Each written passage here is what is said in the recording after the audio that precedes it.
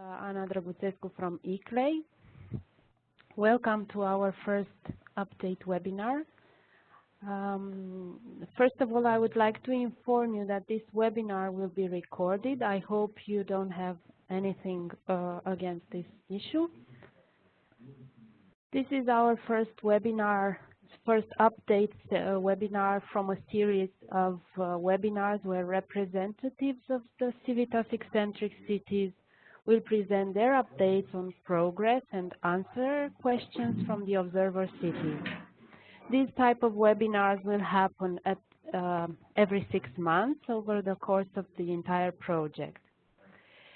Today's webinar will be about promoting the uptake of clean vehicles,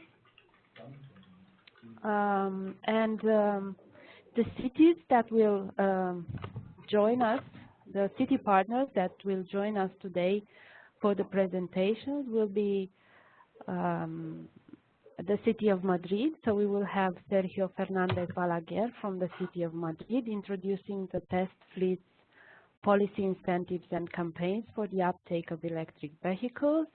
We will have Stella Altonen from the city of Turku talking about the electrification of the city of Turku's fleet and promotion of electromobility. And we will have Eva Sannerstedt from the city of Stockholm presenting us the creation of a master plan for developing electric vehicle charging in Stockholm. But before hearing the 3 presentations, we will have Maria Angelina Evliati, also from the city of Stockholm, providing us with a short introduction of the Eccentric project and specifically how the topic of promoting the uptake of clean vehicles is being addressed in Eccentric. So I wish you all a very enjoyable webinar. Maria Angelina, the floor is yours.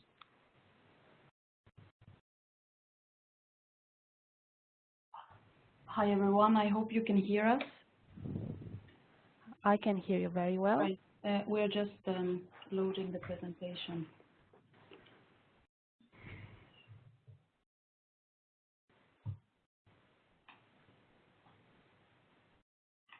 Nej, då var det något man skulle göra. Skärm. Nej.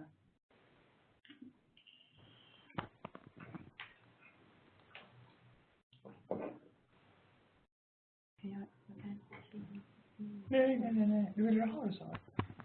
Vill du ha med anteckningar? Men, ja, på en av dem. Men det gör ingenting. Ja, men hur ska vi göra då?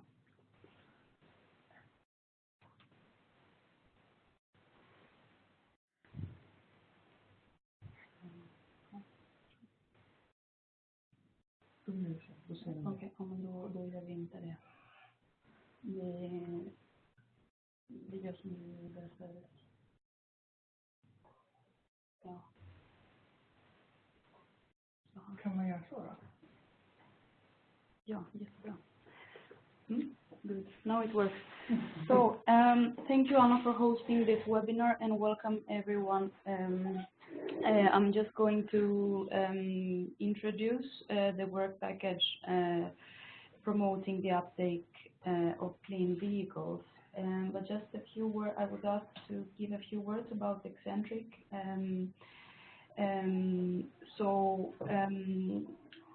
CIVITAS Eccentric is a mobility project, as you all know, and we are working with different mobility measures in 5 living lab areas in Madrid, Munich, Stockholm, Turku, and Ruse. The project is coordinated by the City of Madrid, and our focus is particularly in 2 areas, which is suburban districts and clean city logistics. An important part of this project is to evaluate the impact that our measures are having and also to share knowledge and lessons learned with other cities in Europe and beyond. Transport professionals can work in similar ways or avoid the mistakes that we have taken. So today's webinar, as Anna said, is the first one in a series of many throughout the project that ICLEI is hosting. So Eccentric has a package of measures in 6 thematic areas, and today we will speak about clean vehicles. Mm-hmm. The aim of this work package is to trigger the wide uptake of clean vehicles, and we want to do so in companies, municipal fleets, and households. And at the same time, we want to increase participation of citizens and local stakeholders. So we are 8 partners, and all measures are city-led, but they are carried out in very close collaboration with different actors. For example, infrastructure providers, drivers, citizens, private companies, etc. So we have 3 types of measures. We are working with test fleets. For example, in Stockholm, we are testing e-vans, electric vans for craftsmen. In the city of Turku, electric vehicles, bikes, and scooters are introduced in the municipal fleet, and the same is also happening in Madrid, not only in the municipal fleet but also in private companies. And then in Munich, our colleagues in Munich, they are developing a new lightweight vehicle where the battery can be replaced on the spot. Then we are working on a new charging infrastructure. There is a fast charging network under development in Madrid, and the same is happening in Stockholm. There is a master plan for on-street charging. Then we have measures that are focused on incentives and information. In Stockholm, we have a web portal which is regularly updated with information on clean vehicles, regulations, and incentives. And then, last but not least, we have had an information campaign to multifamily houses who are interested in setting up private charging infrastructure. So with that said, I would like to hand over to Stella, who's going to talk in more detail about what is happening in Turku. Before moving to Eva's presentation, I would like to just introduce the 5 cities that are with us today, because I skipped this step, and it would be nice to mention to everybody that we have the city of Gabrovo from Bulgaria. We have Desislava Koleva. We have Juan Carlos Escudero. I don't know if he can already hear us, from Vitoria-Gasteiz. We have Mladen Ivanov from Varna. We have Saga Havermak. I hope I spelled it correctly, from Uppsala, and Tiberiu Alexandru from Ploiești. So welcome everybody. And in case you have any difficulties with hearing us or with speaking to us, you can write to me in the chat. We will have a question and answer session after each presentation. So in case you don't have a microphone, just write to me in the chat window. Please proceed with the presentation. Thank you. Thank you, Anna. So, should we? Is it Eva's turn? I thought it was Stella according to the agenda, or? Yes, in the agenda it was first Sergio. Okay. So we would. As you want. You have to lead the. Is it going to be Sergio now, or? Yeah, well, according to the agenda, but yeah. If you are in a hurry, I don't have any problem if you want to be first. I will give Shall I we proceed, have or? the power here, or what? What's happening? No, that's I guess you have to unshare the screen. We did that several times. Okay. Okay. Now, So Sergio is now a presenter. okay. So I'm sharing the screen. Can you see it? Just a moment. Yes. Yep. Okay. That should be a start. So all of you are seeing the screen, right? My screen. Yes. Okay, let's go. So, well, first of all, good afternoon, everybody.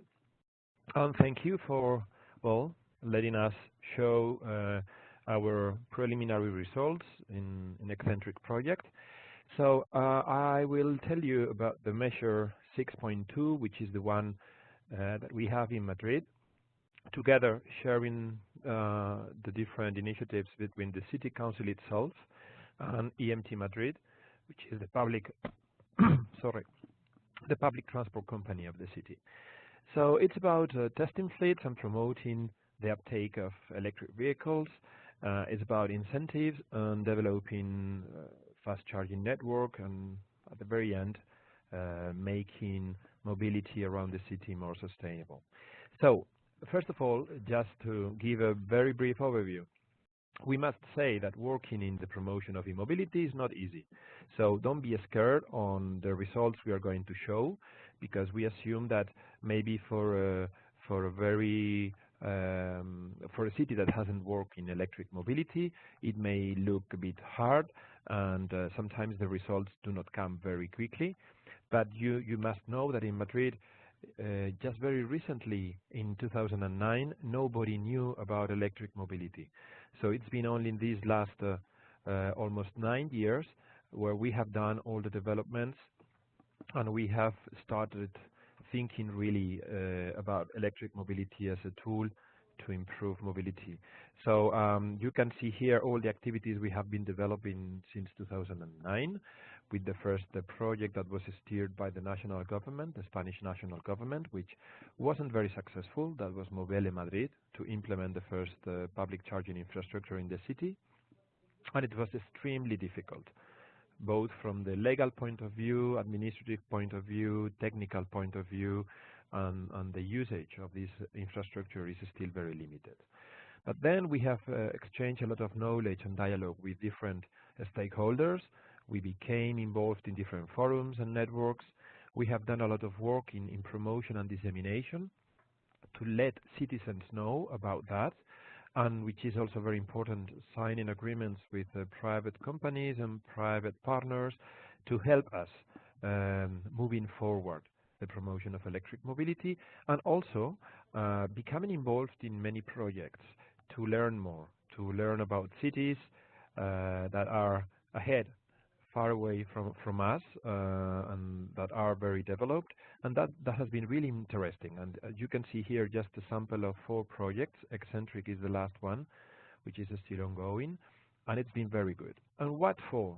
Well, because the aim at the very end is trying to develop policies, regulations, strategies, plans, incentives, and measures. And we are quite happy at the moment in Madrid, because thanks to all this work, previous work, now in the city, just at the very end of 2017, the new air quality plan was approved, which includes many measures and regulations that will help us to really go far and move forward in sustainable mobility. Being said that, let's focus on Madrid and the measure that we were telling about you.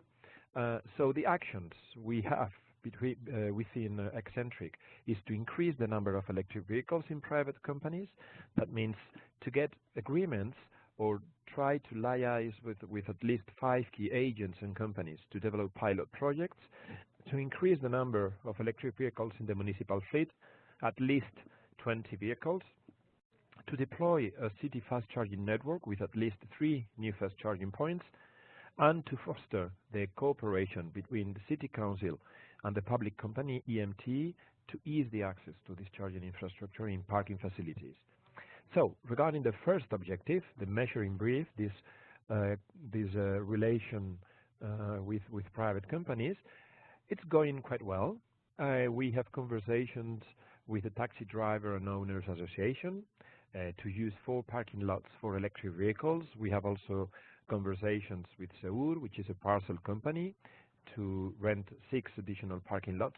These parking lots, just for your information, EMT, the public transport company, we do manage not only the bus service, but also the underground parking facilities of the city, and also the public bike sharing system and the tow truck service. So we are working on offering our empty parking lots, because some of the parking facilities are not so busy at certain moments of the day, to offer those parking lots to any type of company that wants to use electric vehicles, but they do not have their own parking lot to charge the vehicle or to just park the vehicle. So we have some infrastructure installed already in our parkings, and we sign agreements with them. They pay a fee, and then they can bring their cars inside and charge it. So these are the companies in this first measure we are working with. Regarding the second measure, to increase the number of electric vehicles in the municipal fleet, we are quite happy also, because there's been quite a big political support, and we've been lucky also because many contracts got to an end. I mean, leasing and renting contracts with with companies that were offering these vehicles to us.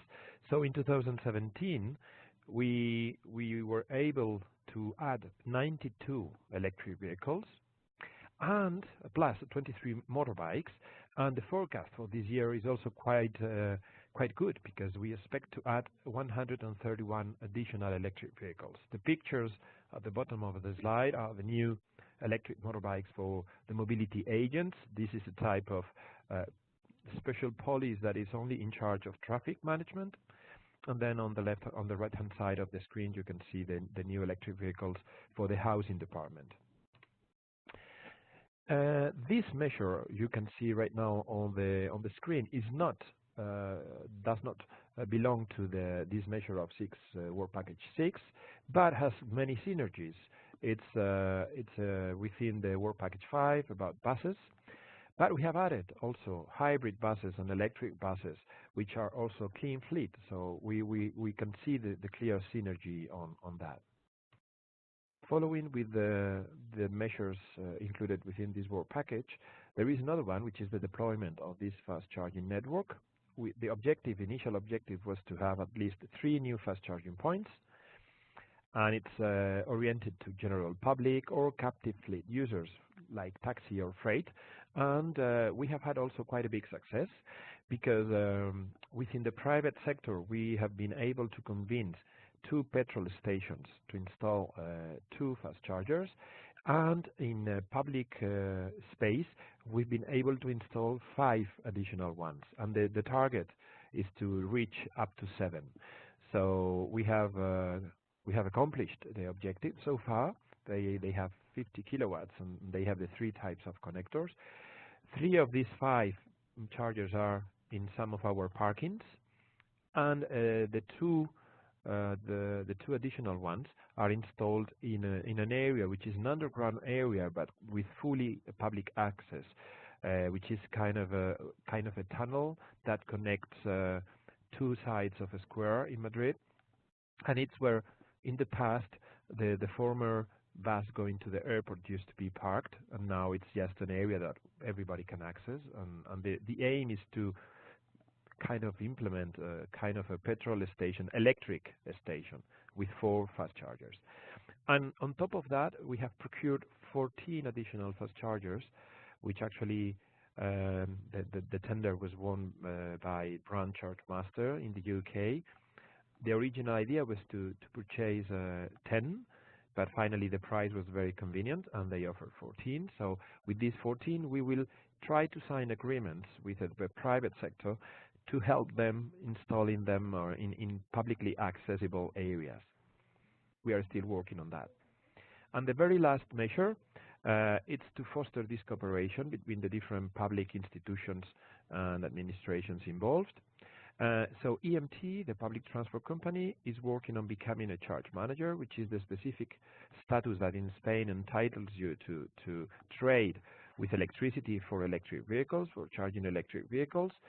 And we are working still on that. And in the meantime, we have awarded to these 2 companies, HIC plus ETRA, all the software to control the process and the payment process for all the off-street charging infrastructure of the city. And we are also working on developing this homogeneous branding for all the charging infrastructure to avoid misunderstanding or confusion for citizens. So, some conclusions and recommendations, at least regarding our own experience in all this time, is working on electric mobility and promoting electric mobility is a long-term run. So you please don't be stressed or sad because you don't accomplish your targets or objectives very quickly, because you need a really long-term process. It's a continuous learning process because actually it's a sector that changes a lot. So from one day to another, there is a new charging process, a new vehicle, a new type of battery, a new type of stakeholder. So it's a continuous learning process. Many times, city administrations must work as a breaking ice tool. So even if you are not fully sure on the success of the measure, you need to do something regarding that, because otherwise the private sector will not become involved. It is very important to have political support. It is also very important to look for synergies, so being very conscious on which are the current policies, which are the current strategies of the city, and trying to look any gap to be able to push forward the promotion of electric mobility. It is also quite important, at least from our own experience, to work with sectors that have high visibility. For instance, in Madrid, we are working a lot with the taxi sector, because in Madrid there are more than 16,000 taxis, and as soon as they are convinced on the feasibility of using a new technology, for instance, immediately there is a really high replication power. So it's very important. Flexibility. Yeah, this is something that may be quite difficult for a public administration, including ourselves, but trying to keep the maximum flexibility, because as there is uncertainty on what will happen and what's coming next, sometimes if you, for instance, launch a very ambitious tender or a contract, you may have further problems if you, in the meantime, need to change anything. So I think it's better to trying to go step by step. The cooperation with private sector is also basic, trying to liaise with them somehow. You need to make continuous pedagogy to everybody, especially within the city administration, because not always the city officials or the technicians are very convinced about it. And communication, trying to communicate as much as you can to citizens, to participate in events, etc. So this is our own experience, but keep in mind that the challenge is still ahead. That's Madrid, Plaza de Castilla. So even if we solve the problem of emissions or energy efficiency, we will have still problems with congestion and public space lack. So this is just a new from yesterday. In Madrid, there are more than 2 million cars every rush hour. So that's really a big challenge. And that's it. Thank you very much. If you have any questions, just let me know. And I'm here for whatever you may need. Thank you, Sergio. So if you have any questions, some of you I know don't have a microphone, and you can write to me in the chat window, and I can ask Sergio the question. And I know there is somebody just, I think from Budapest, that connected via telephone. Mate, can you hear us? Yeah, I can hear you. Hello. Okay. Welcome. Sorry, I will mute my... Yes, I will mute you, but maybe you have a question. No, not now. No? Thank you. Okay. So are there any questions for Sergio?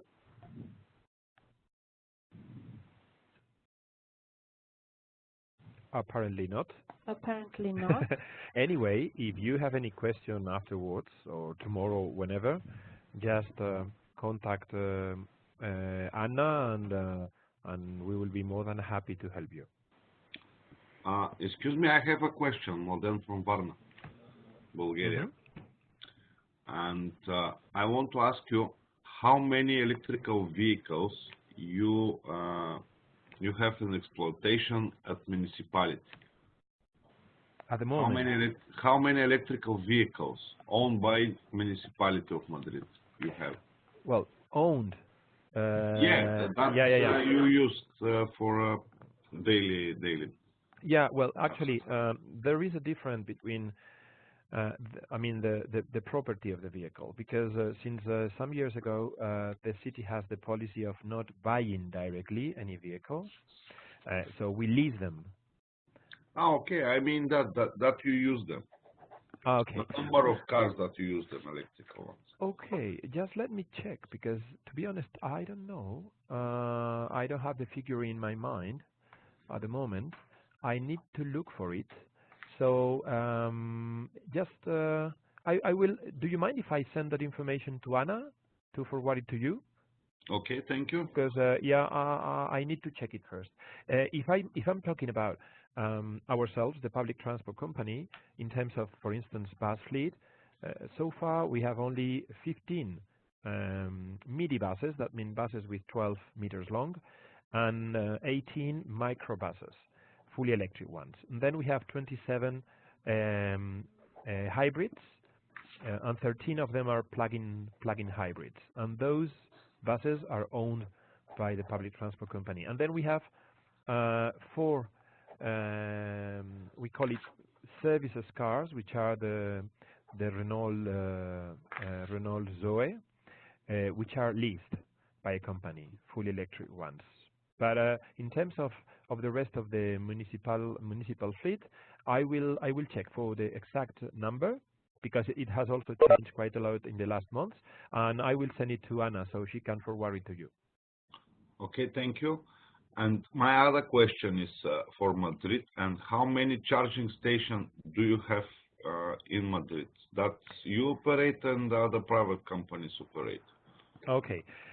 For the private company side, it's very difficult to know how many of them, because there is no legal obligation to declare that you have installed a charging point. So if you are thinking about the parking area of, I don't know, any private company, there is really it's almost impossible to know if they have or they have not. On the public side, it's easy. So far, we have only 24 charging stations on a street. That means on street, yeah. On a street, only 24. Because when we started implementing these charging stations, we realized that it was extremely difficult, extremely costly. I mean, all the public work to deploy the cable, the connection, the electrical box, the vandalism, because there is vandalism in the street, occupying the public space, etc., was really costly. It was not worth to do it. And at the very end, people is not so convinced of leaving their car for 3 hours with the cable hanging in the middle of the street. So we have only 24. Those 24 charging stations are not managed directly by us. We signed an agreement, kind of a memorandum of understanding with 2 private companies, and each of them are managing 12 of these charging points, and they charge for that. I mean, if you are a user, you have to pay for that. On the other hand, we are basically working on the promotion of off-street charging stations. And off-street, we have a total number of 85 charging stations in our parkings, the parkings that are directly managed by the public transport company, and in total around the city in other public underground parking facilities, which are managed by private companies. There is a total of almost 500 charging points. It's quite a good number. I'm asking you because in Varna we just going to implement this project, our parking strategy. We're going to buy 18 electrical cars for a parking control management system. And also we will implement 31 charging stations on street. And that's why I'm asking you, because Varna is much smaller city than Madrid, and it will be the biggest network in Bulgaria. By the end of the year, we will do it. Yeah. Well, on that regard, I would suggest you to put the on-street charging stations in places where there is really high visibility, and also sort of an area with some kind of surveillance. So an area where there is always somebody that can take care of it or look after it, to avoid vandalism or misuse of it. And but it's also important in terms of the size of the city. Madrid is a very big city, so the effect of having an on-street charging network is not that relevant. But in smaller cities, it may be very relevant and important because it generates a lot of visibility, and also helps to raise awareness among people that there is this new option of mobility. And so I don't mean that having on-street charging stations is a bad idea. I'm just saying that in Madrid, it hasn't shown to be that useful and that feasible. But other cities may have other strategies. In Stockholm is working very well. Barcelona in Spain is also has a lot of on-street charging points. It depends on the city. Yeah, actually it depends, but we choose places which are really well on the central part of Varna, which really how to say, it's difficult to be vandalized there. Mm-hmm. And actually we plan to put some alarm system in there in charging station to have some security, because from the one hand it's vandalism, from the other hand it's possibility for electrical shock, because there is 400 volts there. Well, something that may be interesting for you to consider is trying to sign any agreement with any, for instance, any taxi driver or any parcel company or any urban service that runs all day long through the city, because that also generates a lot of visibility, and it's very useful. So because some negative effect of implementing charging infrastructure is when citizens see that there is no use of it. Because sometimes when you install a charging infrastructure, you remove any parking space. So citizens are always very angry if they see that parking space was removed without any purpose. So if you sign any previous agreement, for instance with this a taxi driver that will be there every day during some time of the day to charge, that is very positive, because it gives a very radical different message. Yeah, but for a taxi driver it will be difficult for us, because our taxi drivers, they use natural gas and so on and so on.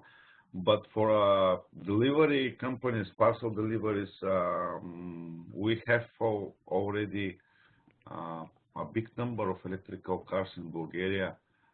The biggest company, they bought 100 or 150 electrical vans, which is, and we have it in Varna also there. But actually our idea is to promote electrical vehicles, and because the parking and charging of electrical cars will be free for citizens. We will not charge them. Okay. Thank you. Can we call it and move to the next presentation, and have another session at the end of the presentation, of the 3 presentations, with questions and answers? Would it be all right? Yep. Okay. Thank you very much, Sergio, and thank you very much, Mladen, for sharing us the Bulgarian situation. Meanwhile, Matija from Zagreb joined us. Hello everyone, I hope you can hear me. I had a little bit of difficulties to join in, but now I'm here. Welcome. Hi. Hi. So we will move on to the city of Turku and Stella's presentation. Stella, I will make you a presenter now. Thank you. We'll be moving to a bit of the different size of the city than Madrid. I mean, this is, of course, hopefully an interesting point for those that are not so big in size. Do you see my presentation now? Yes. Okay, put it to the slideshow and then off. Okay. Yes, my name is Stella Aaltonen. I'm the site manager of the city of Turku in the CIVITAS ECCENTRIC project, and I'm presenting now for the electrification measure that we have under the work package 6. Focusing on the city of Turku's fleet and promotion of electromobility among the personnel of the city of Turku. A little bit of background where the Turku is located might not be so familiar to you. So we are part of the 10T corridor, and we consider this one of the anchor points towards, for example, Stockholm and so on further on the map. Turku in numbers. It would be good to have some sort of an understanding what we're talking about. 184,000 citizens in city of Turku, and with the surrounding region, we are reaching more than 380,000 inhabitants with the surrounding municipalities altogether. We have at the moment several universities, and one of the universities is celebrating actually outside the venue that I'm speaking from. It's 100th birthday. It's a Swedish-speaking university, so you might hear some sounds, and they are coming from the light show that is just behind the building that I'm giving this presentation from. So basically, we have a lot of citizens, students, 38,000 students in the city, and one river going through the city. And we are connected to 40,000 islands as the coastline.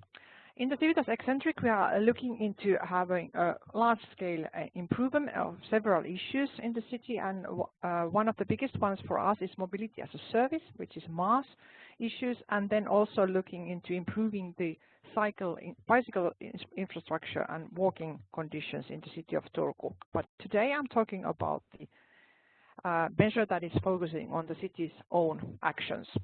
So basically in the measure, the city of Turku aims to test 10 different electric vehicles. We are talking about different sorts of electric vehicles, not just e-cars, but also e-bikes, e-cargo bikes, e-vans, and also e-scooters and whatever e-gadgets there might be.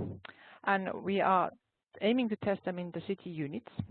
And part of the measure, we are developing a large e-mobility plan for the whole city during the project scope. With a specific focus, we are looking into improving the use of the city fleet by 20% during the project time, meaning those that are car sharing and bicycle sharing systems that we have in the city, and reducing the use of own car in travel work by 20% from the year 2016, which is actually quite ambitious. And as Sergio was going through also what has been done before, it's really a long process. And I'm also really happy that we have had certain steps before actually reaching the CIVITAS ECCENTRIC project. One of the first ones was that we were studying the mobility patterns among our personnel. And in 2013, we had over 15,000 employees, and currently we are around 11,000 employees. So we had the basis where the employees are starting from.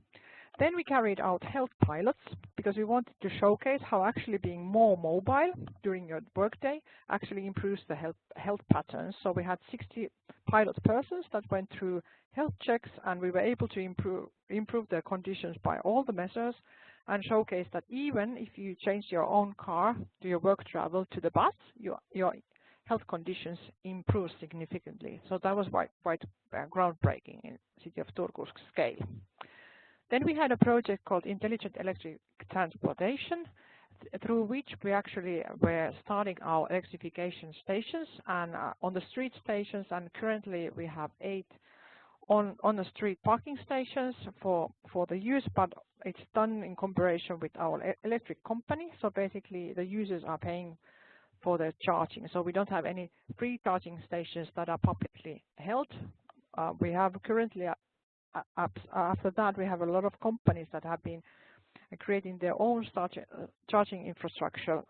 For example, bigger markets or hamburger chains have their own charging locations. Then we were going through the current fleet and the potentiality to actually electrify the fleet. That was done in 2015, and actually in that process, we were analyzing 150 vehicles that we have in the city for the use, and realized that 40% of those could have been electrified in 2015 immediately. The majority of those cars that couldn't be electrified were of the van or bigger category. So that was the reason why at that point it was around 40%. Then one of the biggest things to change in the city was traveling policies, and we were identifying the traveling policies, and actually I initiated a new travel policy in the whole city in which it prioritizes significantly the sustainable modes of transportation, and the last point in there is the use of your own private car as a means to reach your work day trips. And then we also, at the same time, were looking at the potentiality of the biogas use in transport capacity, and we had, for example, a thesis done on that. That's one of the things that we have been looking at the same time with the electrification. So then we came to the eccentric time, and what happened after that is that we were going through the different departments in the city and understanding what is their role among the mobility patterns, and understanding also what is their decision-making scheme that they're using. Actually, it's not identical in all parts of the city, and also it depends a lot on the work profile. Then we have been collecting and analyzing the existing shared car fleet for the year 2016, and now we are going to 2017, but 16 will be the reference year that we are actually referring to the use. We have 6 shared cars in the city administration, the central administration, and the usage of them varies a lot. And that has been now analyzed, and we have analyzed also what kind of gaps there are in the use. And some of them are technical, some of them are really person-related. And then we have been going through the mileage compensation for entire personnel of the city of Turku for the year 2016. And we're looking into what kind of trips were used and by what kind of roles and responsibilities those persons have, and who has the right to use the car for the work travel. And then the next step was that we were going through all the different kind of mobility campaigns that have been used to initiate or start or change mobility patterns, and we evaluated them and came out to the solution that actually the most effective ones have been those that are very personal, that are very personally oriented to the users, and the users themselves are in the steering wheel, I would say that way, that they are actually able to influence a lot on the campaign. Then we have been going through and collecting car sharing companies, and there is some possibilities to enter the market in city of Turku. We are relatively small, so we are not the first one that the car sharing companies would like to come and enter. And actually at the moment, all the cars that the city has for the personnel are owned by the city. They are not leased, they are owned due to the financial subsidies that have been available in Finland for over the past years. But now we're looking into, could it be car sharing companies that could be using, in a way, providing also the cars for weekends and evenings, because now the cars owned by the city are standing and waiting to be used in the car parking areas. And then we organized in the autumn future forum events on the topics of electric vehicles and shared vehicles, because we realized that the level of knowledge among the personnel is quite low, and also among the citizens in general. And what happens actually next is that we, as you might remember, that we had the idea of having 10 different vehicles that we would like to test. We have decided that we will use 8 light vehicles and 2 e-cars that are going to be tested. And we are tendering those among the equipment suppliers, and they have been very positive about that. The tender is going out next month, and we hope to get then at least 3 to 4 different companies providing them. And the idea is that each of the city departments will have 2 light vehicles for their testing period for the one month and a half. So basically, one person could be testing for 2 weeks 1 light vehicle, and we aim to reach by these measures 150 employees in total. So basically in one department, if they have 2 vehicles, and that's 6 weeks, there would be around 12 persons that could be testing during the work trips and also during the trips that are happening during the daytime. And by this, we are hoping that there is going to be also agreements in the future that the city employees would be benefited from using their own e-vehicles. So then at the moment we are preparing the leasing agreements for the equipment to be tested, and agreements that the city employees that are participating in the experiment will have to fill in. the questionnaires that they are going to fill in, and preparing the training materials and user feedback forms for those equipments, because we want also get some feedback on them. And the pilots would start then in April this year and last for at least 1 year. And then, of course, implementation and communication on monitoring is now being developed and tested. We will have those 2 e-cars. Those are under negotiations. They are not going to go around among the city departments as the light vehicles will be. They are going to be the first ones that are organized by the car sharing company, and they will be available also the evenings and weekends. So that will be very interesting to see if the city personnel will be using also those cars during the evenings and weekends. And I'm sure one of them will be at least really interesting, because it's most likely going to be Tesla that is going to be tested. And among those light vehicles, there's going to be e-cargo bikes, e-scooters, and normal e-bikes, more or less. What has been the challenges so far? It's basically the practical arrangements for car sharing and bike sharing. In some cases, there's not the electric locks won't work because there's no internet connection. In some cases, it's really difficult to access the building where the cars are parked, and the permissions for some persons are restricted, and so on and so on. There's a lot of really practical things, and one of the biggest things that we have been facing is that it's not, the cars would be much more better actually maintained if they would not be owned by the city, because we don't have a dedicated personnel that takes care of the bikes and the cars, because it's someone's job in between, so no one is actually really looking after them. Then it's, although we have really brilliant travel instructions and really prioritized, the following of them is not really working. So actually there's a lot of that needs to be done for the follow-up, and also for the higher hierarchy personnel, because they are the ones approving the, for example, the travel costs and so on. So there's a lot of on that relation to be done. And of course, the changes in the city administration affect a lot actually on how things are proceeding. It might be that the previous boss on certain personnel issues was a very positive towards kind of testings and changing, and then the next one isn't. So this is actually one of the things that influences in a practical work. And then also another thing is that the more we procure biogas vehicles, it actually reduces the interest in electric cars. In Eccentric, we have one measure on promotion of biogas, and we have reached now the general biogas filling stations. We have now 2 of them soon in Turku, and that reduces really the interest towards the e-cars. And so they are in a way eating each other, if I can say it that way. And another eccentric measure is that we are going to launch a city bike system. It's not going to be electric, but anyway, a bicycle system for the city for the first time in May. And that creates a large potentiality for the work travels to be replaced actually by that kind of system.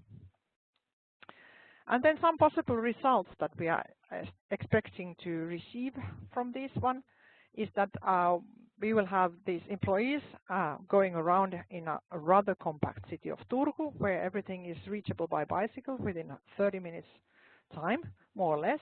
They are going to be our e-ambassadors, because I'm sure that people will be interested in seeing what they are actually using and what was that vehicle going past and so on. So that's going to be interesting to see how much visibility they will create on the streets. And then we are also expecting that some employees will be interested to purchase an e-bike or e-cargo bike for themselves, because once they realize that it's quite handy for this kind of a compact city. And also if you're living outside Turku, the neighboring municipalities are not that far away. There's an approximately 15 to 20 kilometers distance to them, so that it's very feasible with the e-bike and e-cargo bike. Expecting also improved health actually among those that are changing their car to something else, and improved use of the city fleet, and the reduced use of the own car in work travels. Those are the expected results that we are at least so far hoping to receive. I have as a last picture in here is a winter cycling. The conditions are not actually near to that, but there is snow currently in Turku, and we have been improving a lot also the winter maintenance conditions, which have been visible also in the city streets, because people have been noticing that the winter maintenance routes have been in a good conditions, and that's part of the eccentric measures also. That's it. Thank you. Thank you, Stella. I will unmute everybody, so in case you have some questions for Stella, feel free to ask.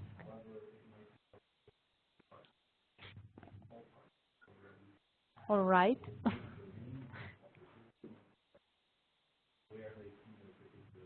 No questions?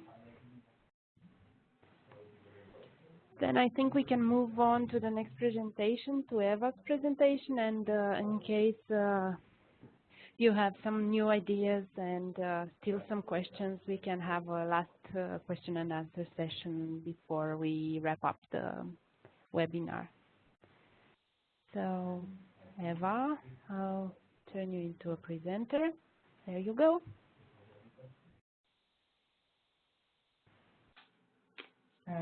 Let's hear about Stockholm.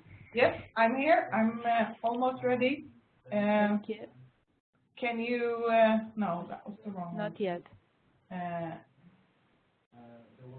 Okay, you cannot see the screen? No, not yet. Oh, okay. I did something. Do what you've done previously, and it worked marvelously. I thought I did anyway. Okay, I have to... You have a button on the middle of the screen, and it says share my screen. Press that, but something happened. Yes. Okay, you can see it now, yes. Yeah.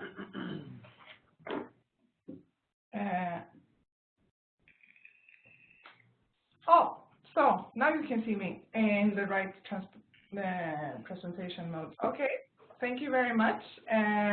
I'm Eva Sanderstedt from the city of Stockholm, and I am in charge of the electric vehicle charging infrastructure and other electric mobility issues in the city.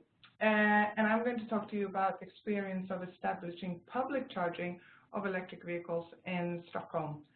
And I first give you like this very short version, and then I give you the longer version. So we started out with parking garages, mostly downtown area, where we have a lot of parking facilities that's now equipped with electric charging. We then moved outside and put up fast charging units on the city streets or right beside the streets. And we now have quite a good network of fast charging. And then our third step has to be to put also normal charging on street. And we have them grouped together, like you can see here. So it will be easier for the electric vehicle driver to find the spot because there are several of them side by side. And you can also then find combinations of fast charging and normal charging at the same location at some of these places. So I'm going to come into more of detailed description. And the normal charging that we started put up off street is mainly put up by our 100% owned parking company.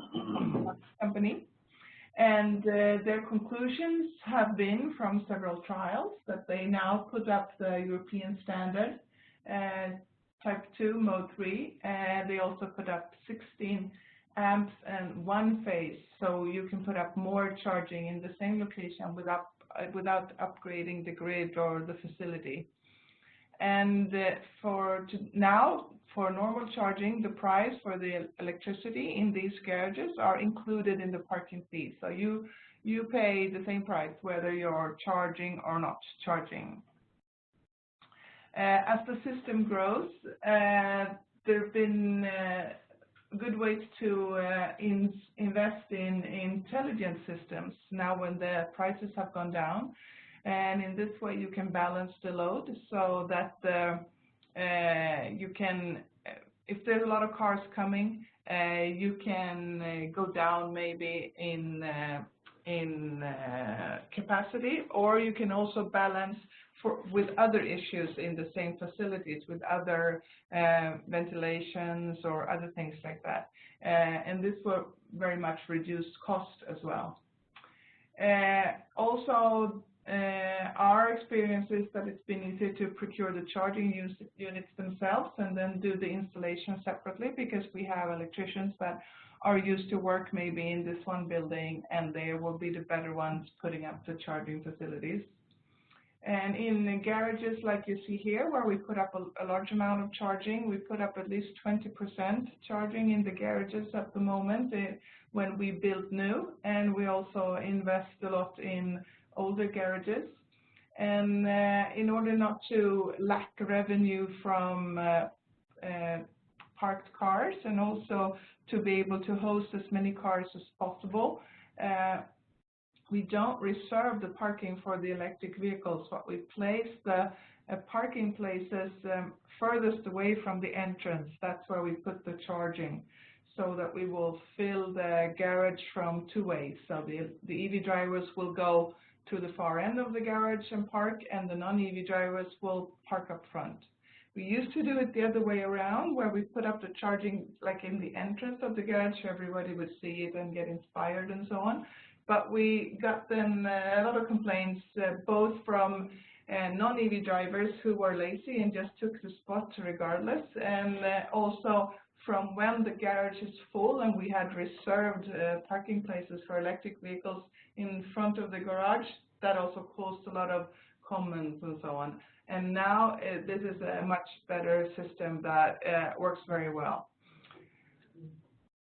So on the on-street charging, we sign access rights agreements with private companies, mainly energy utility companies, but also others who want to put up fast charging at their own expense on city-owned land, on street land.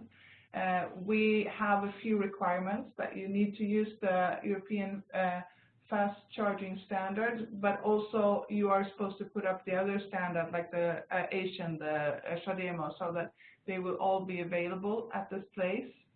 If you also put up normal charging, you should also then meet the European standard, of course. And you need to give data to the city. We need every quarter, like every 4 times a year, we would like to receive data to see how much they are in use and how much they are in operation and so on, so that we can know how to expand and how to move on. And we have some lessons learned from our streets, that it's, we also picked streets that where it's possible to add more later on. We might have 6 or 8 charging points at the moment, but we think maybe we can be able to grow with maybe 10 more if we want to. So these are places that can grow. When we have fast charging on these streets, you need to have a place like you see here, where you park your car with your nose or your back towards the charger. Otherwise, it will be more complicated. With the fast charger has very heavy cables, and it's harder to have long enough cables and make it possible to charge, because some cars have the units where you put in the charging in the front and some have in the back. And if you have it like alongside of a road, it gets more complicated. At first, we thought we need to look at different kinds of service facilities when we choose the location.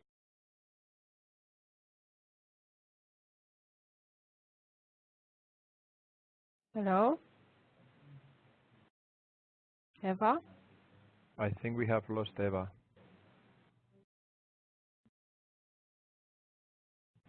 Totally.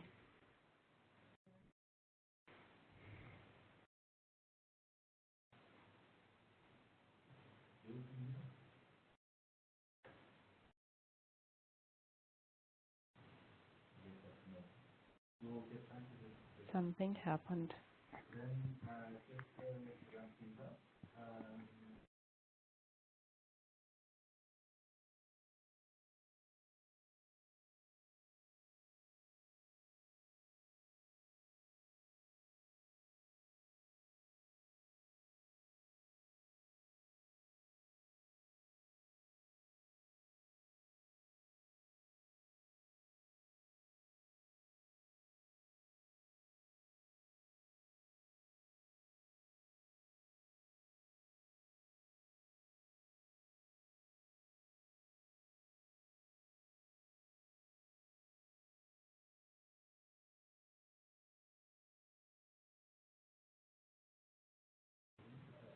I will try to contact them via phone to understand what happened and come back in a minute.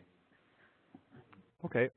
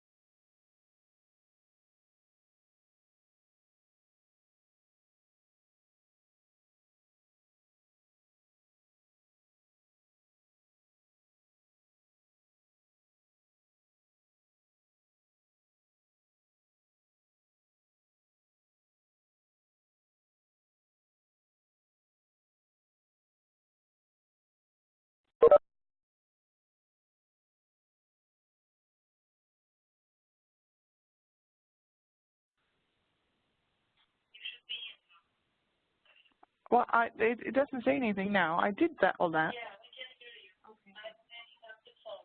Good. Thanks. Bye. Can you hear me here? Yes. Yes, yes, we can hear you. Okay, good. The problem is that it's completely dark, and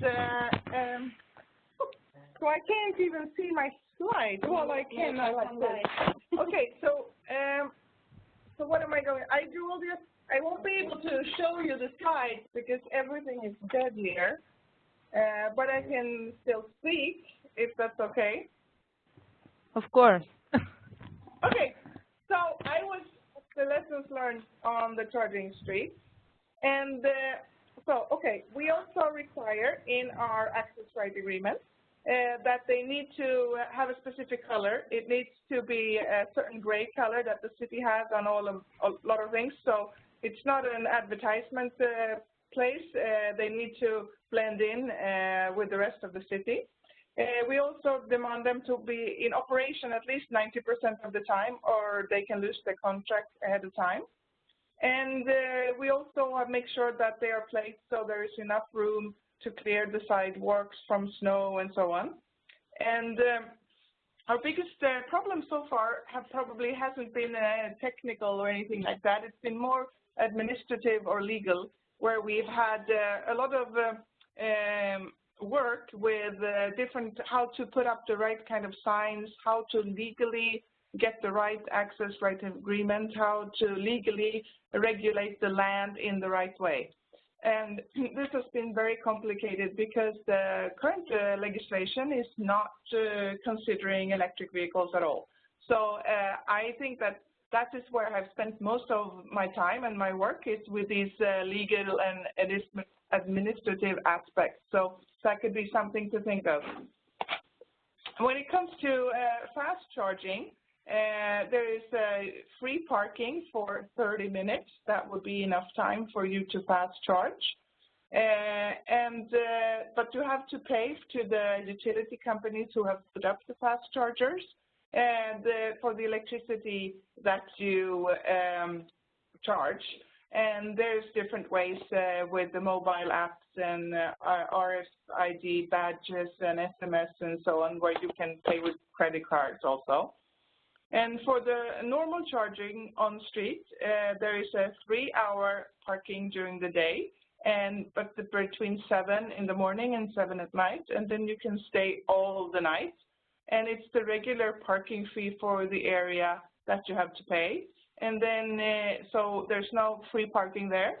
And then you have to also pay to the electricity company for the electricity that you charge. And there's some special apps that you can use so that you can pay for both at the same time. We have some experiences with the normal charging in the garages. That is quite interesting. We wanted to see how the different garages were used and how the charging patterns were in the different garages. What we could see is actually that the pattern followed the same pattern that the whole garage followed. So if there is a downtown garage where a lot of business people come in the morning and put their cars and they go to work and they go home in the afternoon, that's also how the charging spots are used. And then we can see other garages that are in the outskirts of the city at shopping centers and so on. Well, they are used in the afternoon and in the night when people come there to shop and do errands. So it's nothing specific with the charging.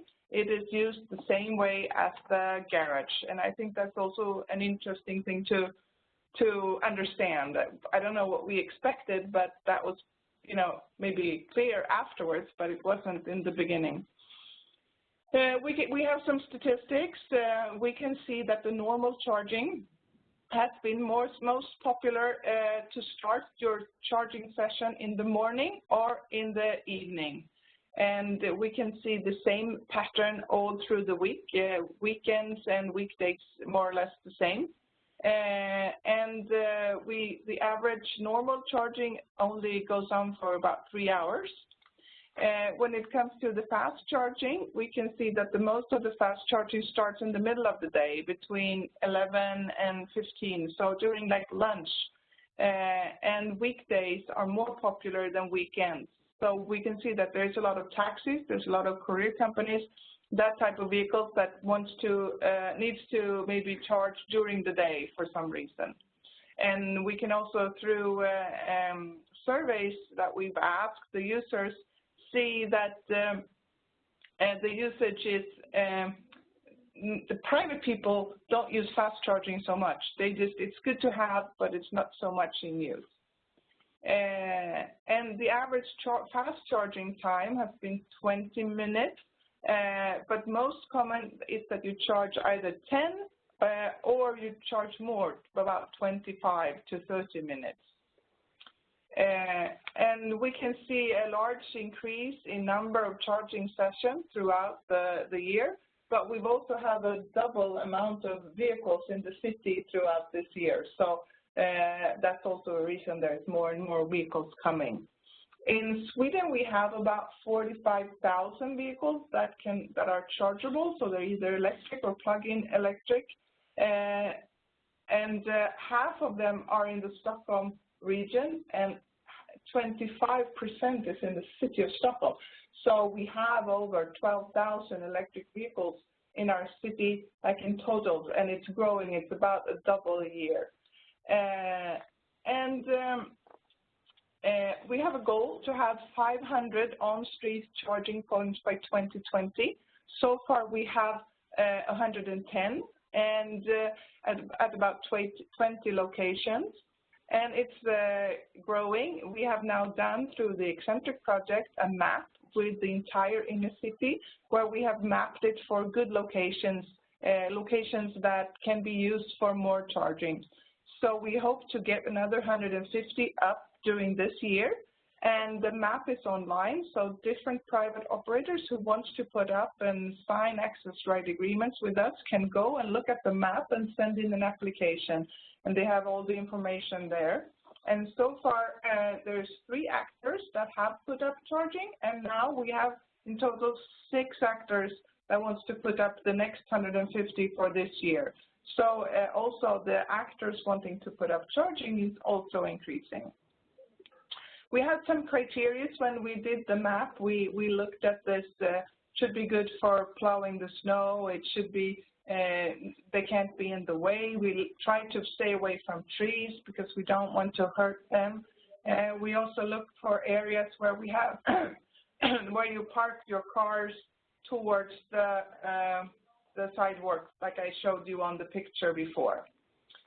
We also visited all our charging locations that were put up during 2017, and we have found that there have been some mistakes, and there is some good ways for improvement, and we have learned a lot. So I think the new charging streets that are coming will be even better than the ones that are there now.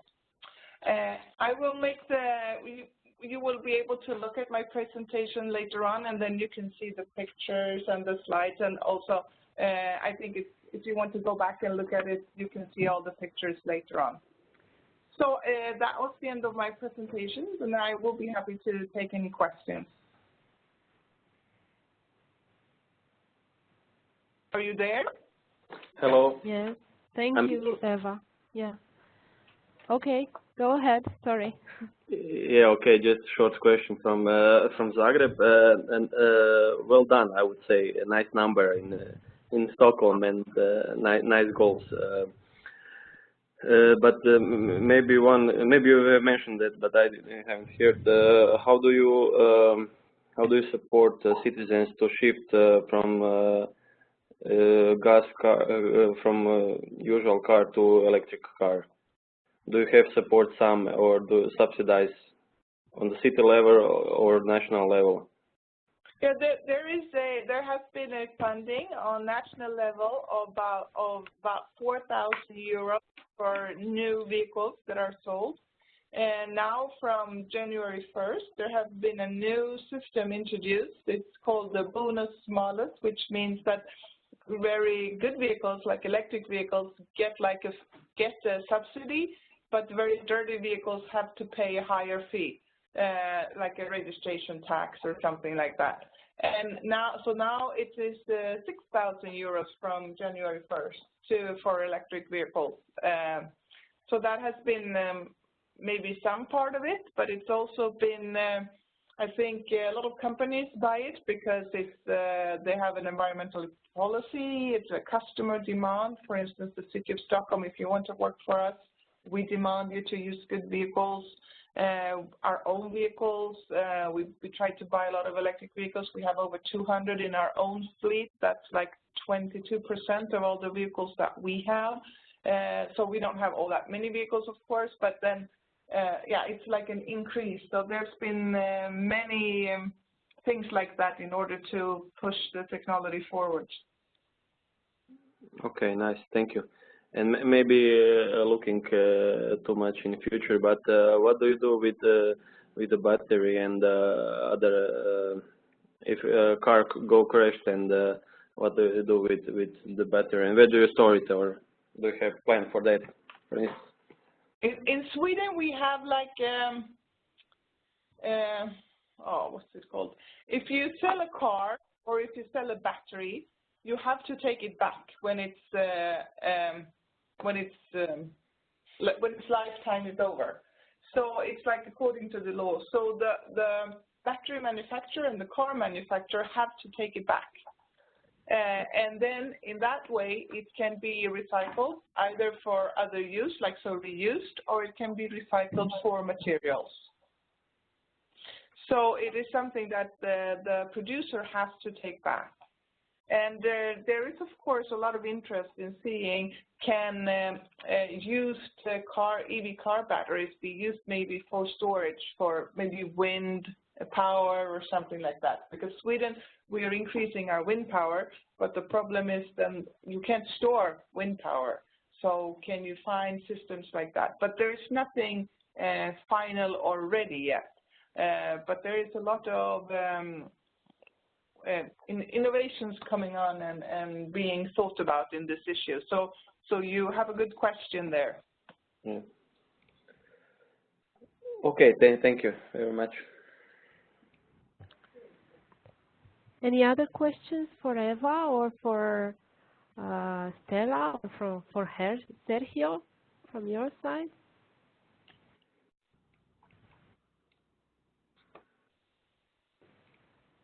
No, no questions. Then I would say that we had a very good webinar, even though we had a little bit of electrical crash for the last minute. Did. That sounds very strange because we never usually have this in the middle of the electric webinar. We have it, yeah. Yes, I've heard that there is a big storm across Europe and that the Amsterdam airport is closed, so it might be something similar in Stockholm. I think so because the storm was here yesterday and the day before yesterday. It's already passed here. So it might be the case that there is a problem with the electricity. Yeah. So thank you to all our presenters. Thank you very much for these very useful presentations and very interesting. I will collect the presentations and send them to all our participants and to all our observer cities. Thank you for participating. In the end, we had a lot of participants and a lot of interest. I hope you found the webinar interesting. I would like to hear some feedback from you, maybe via email or after I send out the presentations. I would like to hear from you also. So looking forward to maybe seeing some of you in Munich for one of our site visits. You'll receive a dedicated email again for this with an invitation to join us in Munich at the end of February, beginning of March.